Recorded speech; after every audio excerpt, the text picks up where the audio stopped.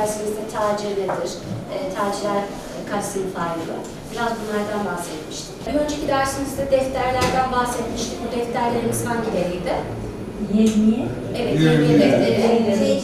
Defteri kebir. Evet, defteri kebir. Defteri kebirin diğer adı neydi? Büyük defter. Çok güzel arkadaşlar. Evet, işletmesinin kar ve zarar durumunu öğrenir değil mi? Defterlerimize bakarak yıl içerisinde ödeyeceğimiz vergi tutarını biliyoruz. Bir önceki yılda ne yapmışız? İşletmemiz ne durumda? Buna göre istatistiksel bilgi edinir. Öyle çekelim. Söyleriz. İstersen diğerini aç.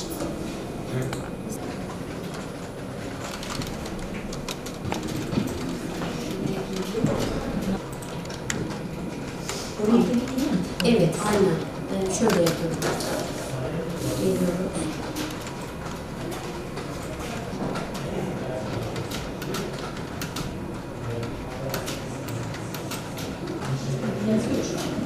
Tamam, koyu yazmayacağım, normal.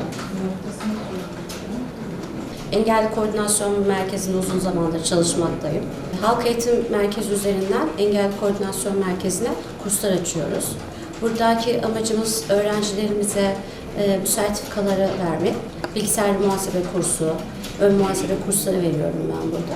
EKPS'den yüksek alan öğrencilerimiz bizim bu verdiğimiz sertifikalarla işlerinde kolaylaştırıyor. Kursumuz 1 ile 5 arası öğleden sonra müsait olan arkadaşlarımız buraya geliyor. Biz bunlara hem 10 parmak, hem paket program, aynı şekilde fatura düzenleme gibi bilgiler öğretiyoruz öğrencilerimize. Onların bir şey öğrendiğini görmemiz bizi de mutlu ediyor tabii ki.